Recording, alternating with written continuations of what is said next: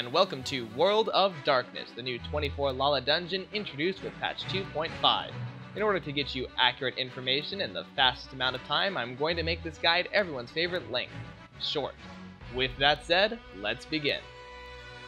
First up, we fight a giant flying eyeball. The first thing you're likely to notice about this boss is that he shoots out a laser beam in front of him, so don't stand in front of him unless you're a meaty Lala. Throughout the encounter, he will do double vision, a raid-wide AoE that's white in front of him and red behind him. Getting hit by a color will make you more vulnerable to getting hit by that same color again, so try to get hit by the opposite color every time he does this. The next mechanic you'll see is level 100 Flare. One Lala gets snared in the middle of a telegraph, and if there is an even number of players in the AoE, they all take damage. The boss will also use a raid-wide AoE with a cast bar called Mortal Gaze. If it hits you, you will get Doom status. You can avoid Mortal Gaze by turning away from the boss before the cast finishes, but if it hits you, you can clear Doom by running to a glowing platform.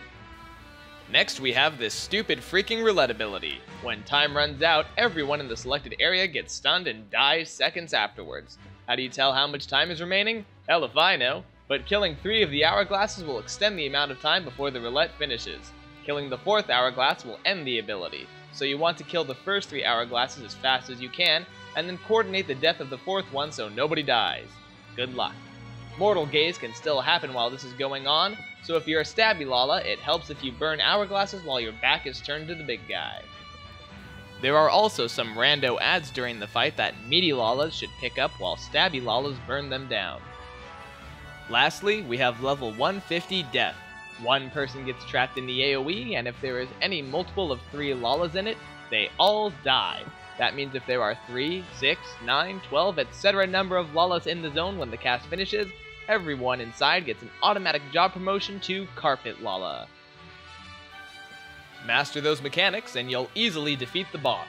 Alternatively, don't master any of the mechanics and just have one of your Healy Lalas do a limit break 3 after everyone dies. That seems to work just as well. The next boss is a dragon with 5 mouths, who obviously doesn't understand the Lalafell wisdom of less is more. He's a simple beast, and even though he has 5 heads, he's a 2-trick pony. Throughout the fight, he'll do one of his 2 combination attacks, Fire and Ice, or Thunder and Poison. Fire and Ice is easy to deal with. Ice circles will spawn on the ground that you want to stay out of. 1 or 2 random Lalas will be tethered to fire dragonflies. The 2 off-tanks should attempt to steal these tethers before the victims become roasted Lalas. Thunder and Poison is also easy to manage. White globes called Prominences will spawn and start a long cast of an ability called Radiance. I have no idea what this does, but the mobs don't need to be tanked, so stabby Lalas can burn them down quickly. Poison slimes will spawn too, which need to be picked up ASAP and kept separate from each other. They don't hit very hard and die fairly quickly, so any Lala can pick them up and kill them, but if 2 slimes touch each other, they merge into a big slime, which requires a lot more effort to kill. Occasionally, a Lala will receive a purple mark above their head, indicating that they are about to receive lethal damage. Don't be greedy, share it with 2 other Lalas, and nobody will die instead. At the 70% mark, the boss will begin casting Disco Dance, his ultimate attack. You can now target his heads directly, and every Lala needs to start burning down his heads. Each time you kill a head, the cast bar will reset, but it will cast faster than before, so make sure you kill each head quickly. Once all heads are dead, the boss will fire a wimpy version of Disco Dance and the fight repeats. The final mechanic is Pyretic, which happens around 21%, and is surprisingly not a made-up word. Taking any actions or moving while this debuff is on you will cause you to take damage, so do what Elizans do best. Stand still and look smug.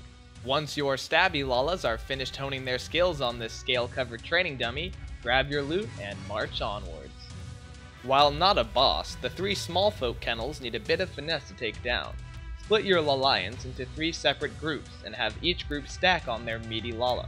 If you get a crosshair on you, run to the other side of the mob and prepare to be kenneled. Shortly after being caged like a Correção on an airship, you'll be spit out onto the lower platform, and you can use a jump pad to get back up. To keep the jump pads activated on the lower platform, the circles on the upper platform must be touched when they light up. Each group will kill their kennel multiple times while dealing with an ad, and eventually the mobs will give up and you can move on. Too big to fit in those kennels, the next boss is the resident Gimp of the World of Darkness. He might look tough on the outside, but as every Lala knows, It's the inside that counts. So we're gonna help him out by shoving 34.2 inches of purebred Lalafell hardness down his throat. Before the fight begins, designate one of the 3 groups in the Alliance to be the Lalanatrix group. They're going to be the special force that penetrates the Gimp's tough defenses, but they won't be going in dry. When he gets to about 90% health, the Gimp is going to break free of his chains and rampage violently while drooling all over the floor. Many AoEs will spawn, as well as Wolfsbane flowers which need to be tanked and killed. A gastric juice mob will spawn and every Lala needs to avoid it except for the pre-designated Lalanatrix group. Getting hit by the pulsing AoE will allow the Lalanatrix group to attain final form status, and once they're lubed up and ready to go, they need to locate the puddle of vomit and get sucked inside it. This disgusting display will gain the attention of the Gimp and he'll attempt to eat you, but lucky for us, this Gimp swallows. While in the bowels of the Bondslave, red slimes will spawn that should be tanked by the meaty Lala, but ignored by everyone else. The stabby Lalas will instead focus on bleeding the Gimp's stomach walls, which need to die fast.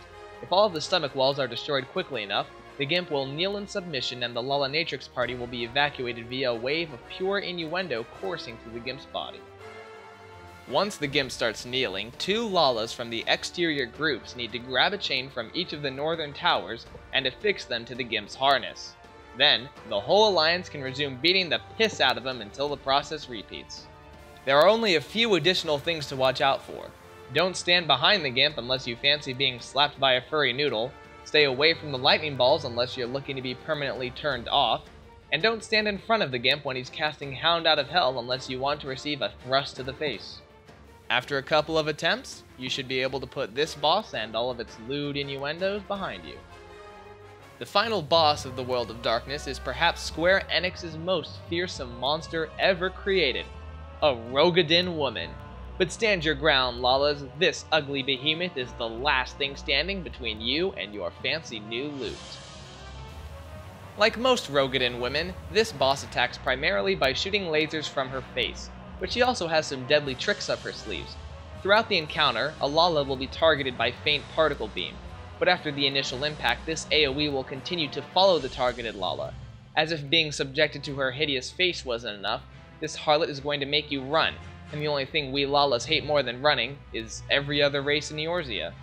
The boss will periodically disappear from the platform and jump to a new location. Locate her new position immediately and move to her side in order to avoid being blasted by a giant laser. She'll also cause particle beams to rain down from the sky, which will do a lot of raid-wide damage unless they're intercepted by at least one Lala. Shortly after reaching 60% health, she'll go into her smoking phase. During this phase, dark clouds and dark storms will spawn at the edge of the platform and quickly creep towards her. For every dark cloud inhaled, the boss will gain 1 stack of emphysema, and for every dark storm inhaled, she'll gain 3 stacks.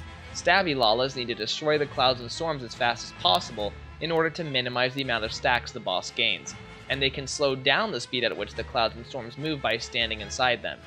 During this phase, particle beams will still occur, so make sure to intercept the circles when they show up.